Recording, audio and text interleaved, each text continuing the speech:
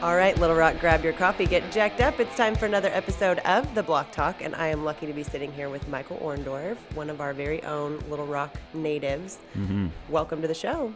Thank you so much. Thank you for having me. Of course. So we met actually a little over a year ago. We had a mutual contact who connected us, and you took me for a drive around what is the ever-changing Petaway neighborhood, which you call home. Mm-hmm. So before we get started on all that, I want to know, or the listeners want to know, where are you from, how'd you get started, and, we'll go from there. Yeah, sure. So that's a pretty long story, and I don't know how captivating it would be, especially coming on the heels of your interview with Wayne Miller. I almost wanted to recommend that we just sit here and listen to y'all's interview just to make sure that it's a good show. That guy tells a good story. I'm really excited about what he's doing, and just so thankful to have that going on in the city I live in. So my story is the short version. I'm a military brat who soon after high school joined the Air Force as well. Spent almost 4 years there before I went off to college at Western Kentucky.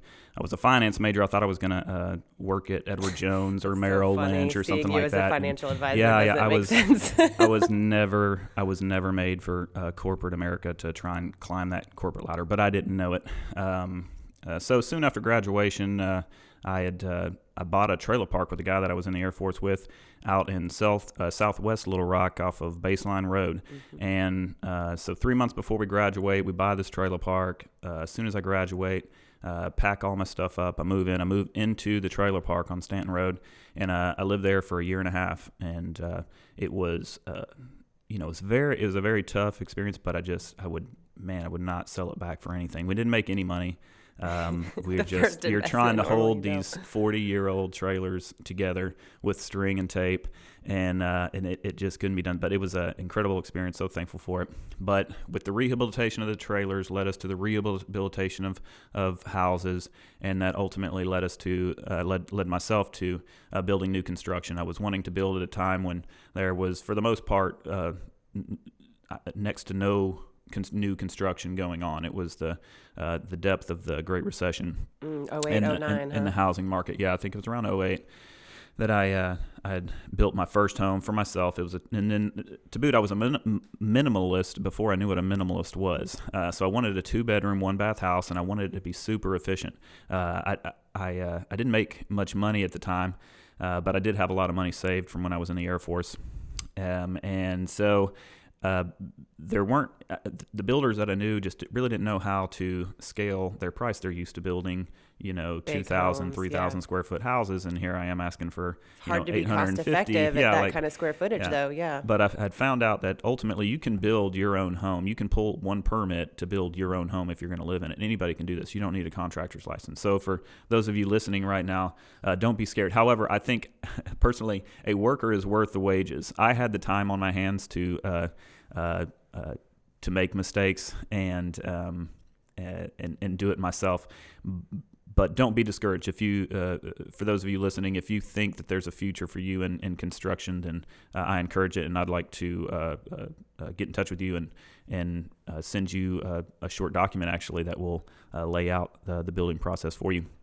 But anyhow, so I took that role in building the house, being the contractor, and I was able to build this little 2-bedroom, 1-bath house, no garage, on a $5,000 lot in Benton for, I think I got in around like $52,000, wow. Which was, and so the banks wouldn't give me any money. I had $27,000 saved up at the time. So I used that. I had $15,000 in credit cards. I used those, and then I borrowed the rest of the money from my parents. And so when I got done with the house, the banks were willing to lend me or give me a line of credit on the house since it was paid for. Right. And I was able to pay my credit cards off, pay my parents back in about 3 or 4 months' time, and got back even with the world, and just had this very light interest only line of credit on my house. It gives you a lot of insight into where you continue to go from there. But what's funny is the finance major lends itself to also the military background, because both of those things require discipline and a little bit of minimalism. You go away with just what you have, and you are in that situation, and then you come back and you've got all this knowledge about how to save money. And so I love how people are always geared up for what's coming, but they're not sure. Yep. I had so many people, and like, Mike, you have to at least put another half bath in there. You have to put another bath. I was like, I used to share a bathroom with 32 other guys. I think I can handle my own bathroom. It's like a castle. But don't get me wrong, they were right. I do not build anything less than a bath and a half, really anything less than a 2-bath these days. But at the time, it was good and necessary at the time. Well, and what's good and necessary about what you've kind of evolved into is that you're starting to build, have continued to build homes that are appropriate for the neighborhood that you're building in. The price of them when they're ready to resell is appropriate for the wages made in the neighborhood that you're in. So let's talk a little bit about how you go from Benton. How do you get to Petaway? So I was dating my wife. She lived in Hillcrest at the time, and most days my wife had next to nothing in her fridge, basically only breakfast food, because at night she would get home from work and she would walk to Kroger and she would buy exactly what she needed to cook dinner. And so it was just a really fun environment. Loved everything about it, but we couldn't afford to build a new house in Hillcrest. The lot prices were too high. And so that kind of caused us to get more innovative in where we would choose to live. So it was almost a divine illumination moment in time when I slipped into this. I was like, man, what about the mansion area? I remember being down there, and that was a cool, shady streets, sidewalks, and I looked down there and I found this lot that was in between these two houses that had recently been rehabilitated by the nonprofit, the CDC. And there was this lot right in the middle of it for, essentially we ended up paying $15,000. I can't remember what it was listed for, but it was just perfect. I remember asking Alex, I was like, so is this it? Are you good with this? And this was after, a couple months of trying to really figure this out, like, where are we going to live? Where are we going to build our home? And one thing led to another. We began to build homes and began to shape the community. Of course, there was already another builder that had been there for probably 8 years before we ever got there, maybe more. And then you had this Paige Wilson, was and he's still there today building right now. But the CDC was still relatively active in our neighborhood. The University of Arkansas had been active in our neighborhood and constructing some homes up in Fayetteville and then bringing them down here. Did some container homes, just some really cool stuff. We have this cantilever house. It's so awesome. So like we had these nonprofits, we had the universities, we had the city had built some affordable houses some years ago. So you had all these moving parts, and then private investors like Paige Wilson and others doing their thing. So I mean, it was really just primed and ready for us. They had laid all the groundwork, and we just got here, and we're getting way more credit than we deserve. But But we built on it from there, and now we have this just very strong neighborhood association, very close, tight knit. Like we don't just see our neighbors and wave. Like, we hang out all the time. We're actually we're going. Actually, I can say it, so it's a surprise because this isn't going to be on for another week, right? Yeah. So one of our neighbors' birthday is today, but we weren't able to celebrate with him tonight. There were some conflicts with everybody, so we're all going to meet him at Community Bakery tomorrow at 9 o'clock in the morning. But he doesn't know it. His partner is going to bring him there, and then he's going to catch us. But those things happen all the time. That's just the one that's happening. That's how it's week. supposed to be in neighborhoods. Yeah. It's supposed to be community and getting.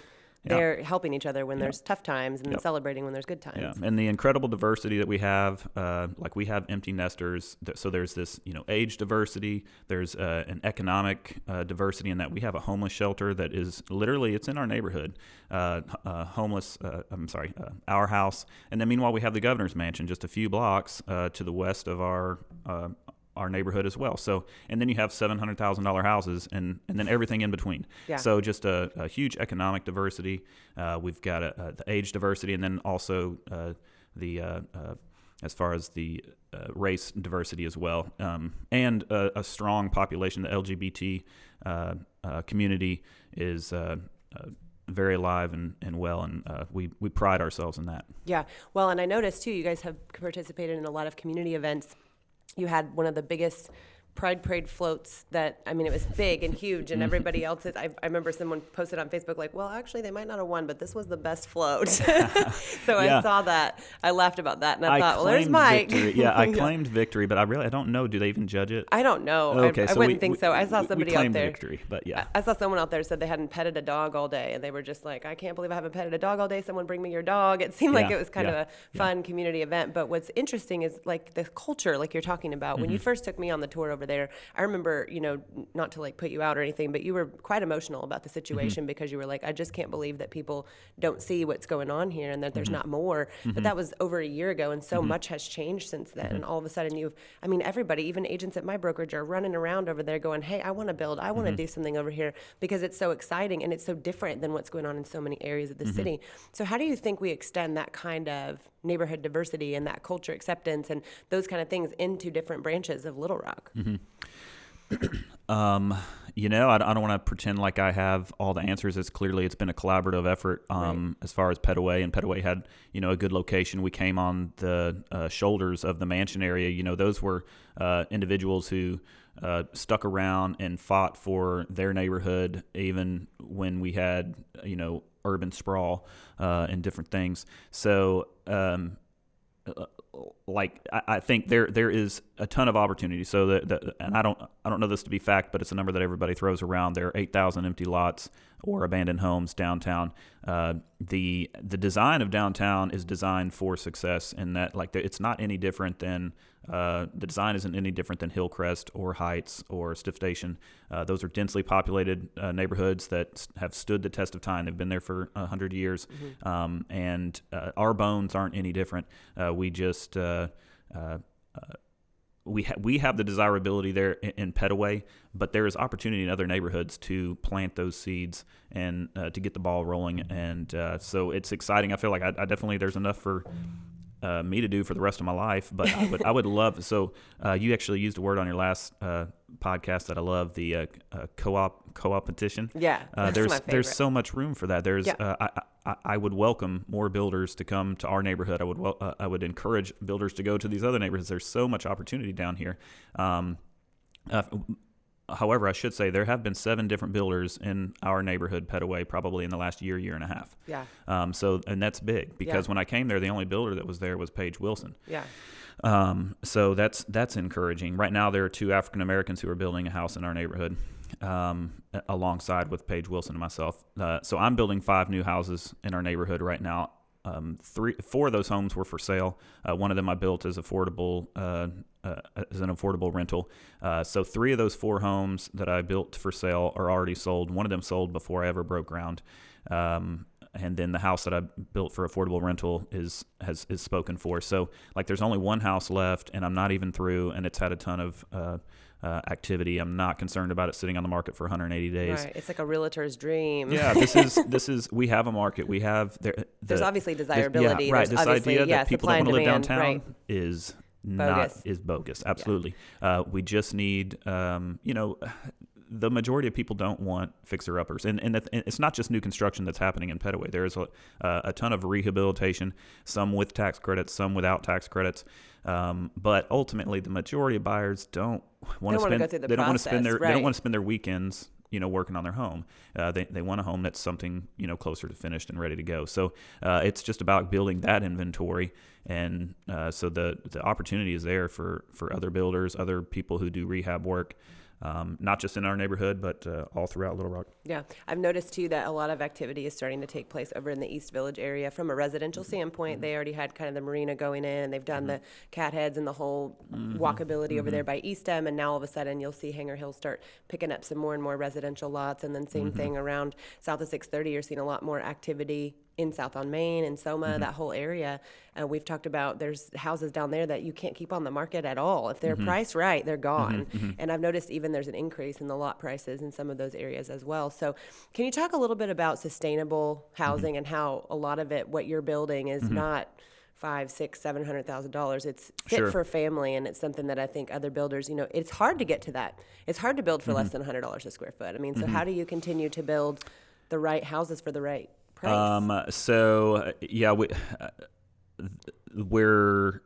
We've done Several things. So, for one, DePaul USA is a nonprofit, and they have come in with some donors, and they have hired builders, not just myself, to build affordable duplexes. So we were able to do one of those for them already. It's finished.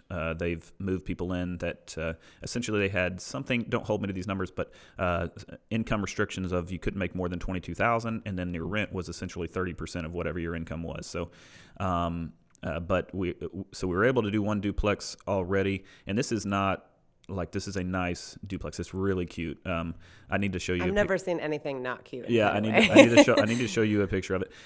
We've pulled a permit to start another one, and I think actually I'm hoping my guys are going over there today and going to get started on clearing that lot. So that's one aspect of it. And actually, there's another builder who's building one of these duplexes for DePaul USA as well. So. You've got these nonprofits who are going in and making sure that these affordable spaces for people to live exist and that they're not in concentrated areas so you don't have concentrated poverty, that we continue to maintain the economic diversity that we've got.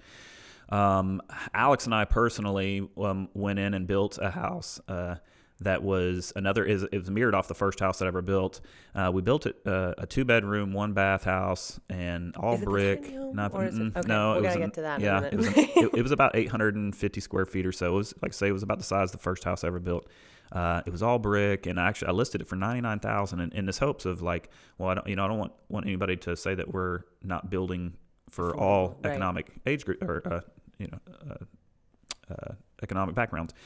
And we put it on the market for 3 months, and I had one call. It was somebody who called on the sign, and they weren't interested. So there's something about buyers, there's almost not that many. And this was a couple years ago, but it was in Petaway, a very nice house.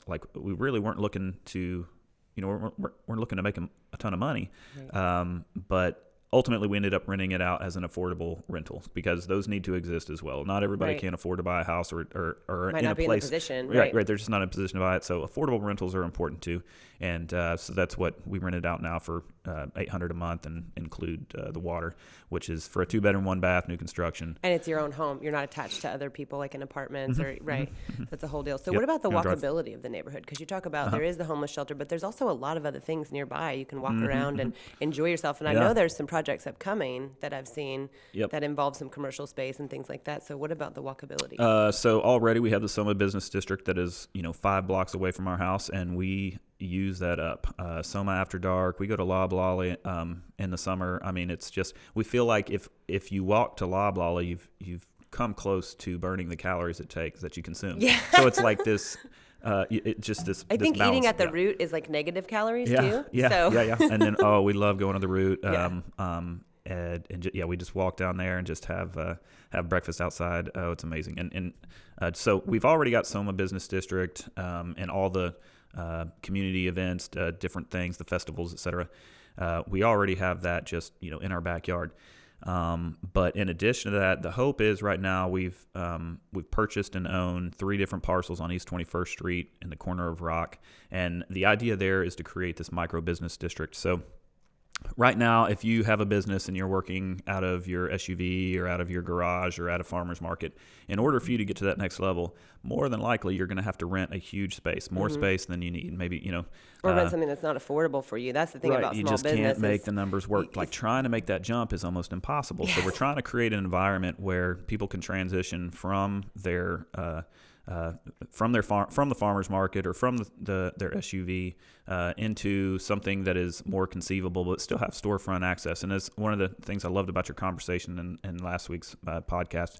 But essentially, we want to capitalize on Little Rock's entrepreneurship and create an environment where that can thrive.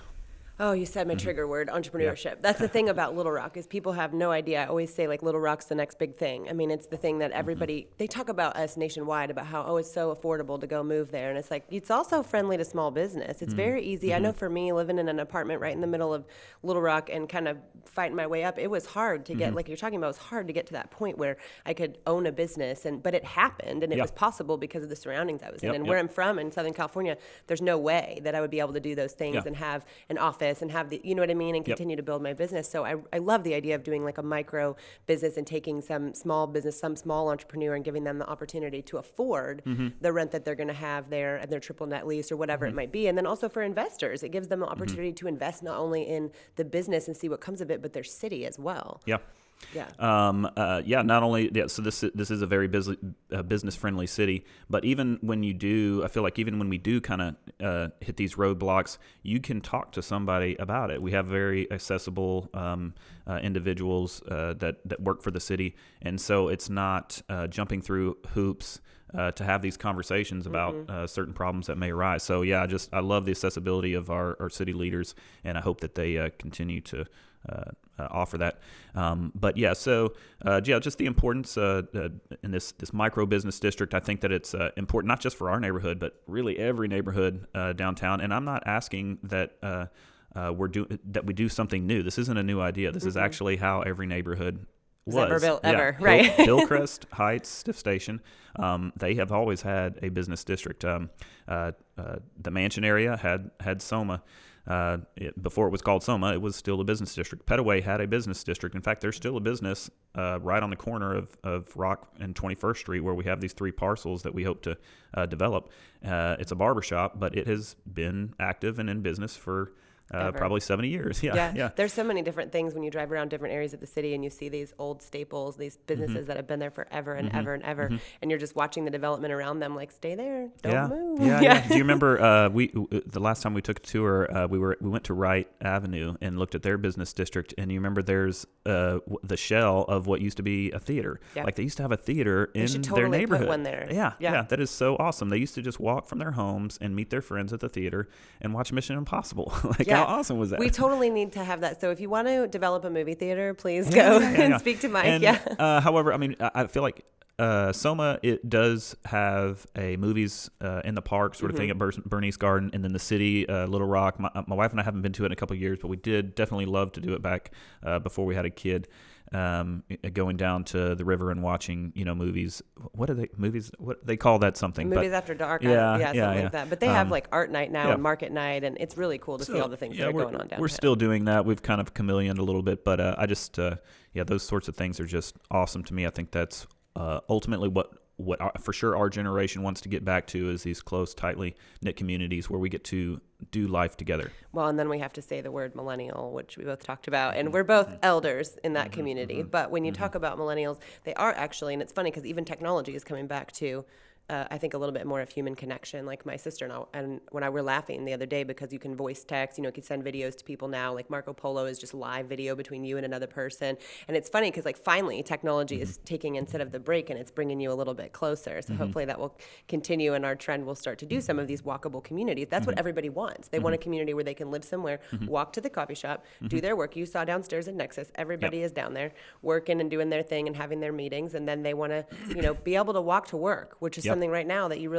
don't have a whole lot of the areas of the city that you can do that in. I'm proud to say that I get to walk to work. Yeah, I'm building homes in my neighborhood. And actually, so something we should definitely discuss, something that we have to start having a way broader conversation about is, so it's been very trendy, like support local, drink beer local, buy your honey local. Well, the beer here is amazing locally. And we've done a phenomenal job of that, but we need, like, that conversation, we need to start having broaden that a little bit, how important it is to support local. So this is just a recent number I heard on NPR here, that before the Great Recession, the average dollar would circulate through the market 17 times. Right now, the average dollar is circulating through the market only 5 times. So that's only 5 times before it's sucked up to the top. And so we've got to do a better job of buying local, of supporting our local businesses, because it's not just when you go to the Root and you buy a meal from Jack and it stops there. Jack supports 70% of the things that he buys are local. Right. But Jack also uses a local accountant. Right. The services that support his business are local. And I don't want to dog some of these out of state or out of country businesses. I'm not like shunning them, but whenever we're able, we need to try our best to support local, because it's not just that people like Jack who are buying the majority of their food that they serve locally. The services that all local businesses have are are likely hired local as well. Whereas when you go to one of these bigger commercial spaces, they're likely not using in-state accountants and services or whatever. Well, and it's funny that you mentioned that, because even with videography and even with our podcast production and all of that, with local business, when we go, I mean, even my clothes, like for instance, this shirt I was at the Bramble Market. We had a harvest festival there, and there's this woman who goes out there and she collects these old clothes, and then she like bleaches half of it or puts pearl snaps on it or lace or finds some way to like dress it up and then resells it. And I just thought that was the best idea ever. Yeah. But even at Bramble Market, they have, and there's plenty of other markets that do this, or farmers markets, that they're raising local beef, and then they're, you know what I mean? And the same thing with crafts and soap and wooden things. I've seen so many amazing local artists that are actually just trying to support their family and live their dream. And that's the whole idea, right? Is like, we're going to all live local. But I understand what you're saying, because there is a point too where everybody goes to Walmart. You know, everybody goes to, because maybe it's more affordable for them. Maybe they're in a situation where they can't pay that extra little bit, but whenever you can, buy local. And then kind of bring me back to another point is buy local when you're buying your house, right? And so people want to kind of disperse out from the areas of the city, and a lot of it moves west and a lot of it moves north. But Little Rock has a lot of potential, like you're talking about in Petaway and surrounding areas east of I-40. That's a lot of historical stuff over there too. I mean, that was a big, huge factory business area where people went to work every day and would walk and have their lunch and do all of that. And the Clinton Museum's over there, Heifer's over there. I mean, there are opportunities to go over there and support businesses that are very important to our community and to our economy. Right. Man, I had something just a minute ago, and then I dropped the ball. It happens. It happens on the block talk. Man, I had something very important. Well, we'll come back to it, but I will tell you this. Life has probably changed some since you had your son Bowden, right? Because now you went from being the single guy, gets out of the military, builds his own house, you're kind of doing the bachelor thing, and then you start dating Alex, and you guys get married, move into Petaway. Now you've got this little boy, so you've got less time to focus on what you're doing at work, but you're also probably more inspired to continue doing this so he can grow up and watch it. So tell me a little bit about that. No, thank you so much for bringing that up, because that is an important point. Ultimately, I was raised in the suburbs, and for the most part, I didn't know any other business owners. The only business owners that I knew, they either mowed yards or they detailed cars. And so if I wanted to be my own business owner, those are my two options. Yeah. Because all of the businesses that I was raised around were out of state owned, out of country owned, very commercially run businesses. So the importance of having these business districts in our neighborhood is important, because my son Bowden, and I'm not saying everybody should own their own business. I was not made to be in the corporate environment, and some people were not made to be business owners. So, but if I would like my son to see opportunity in our city, that he sees people starting businesses, he sees people running businesses every day of his life, and knows what the opportunity is for him right here in Little Rock. Right. I'm terribly in love with him, and I want him to.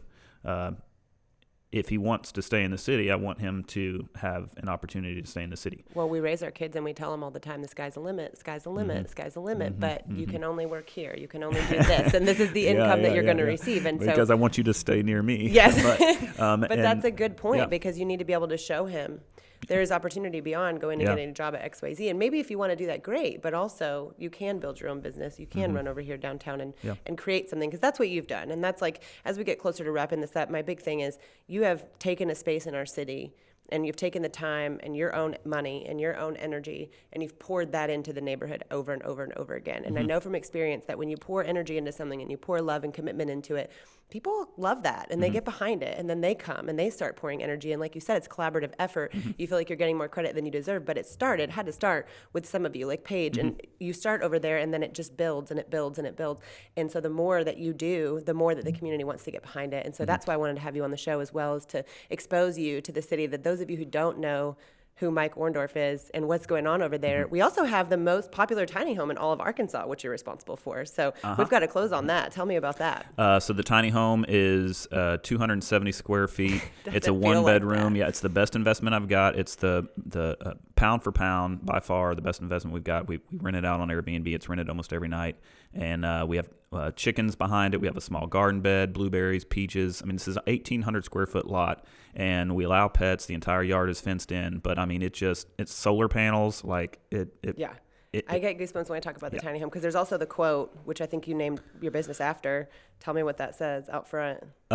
So we have several quotes throughout It was the Lorax one. Okay, so that the Lorax quote is actually in front of a house that is completely solar powered, but it's on the other corner from the tiny home. Okay.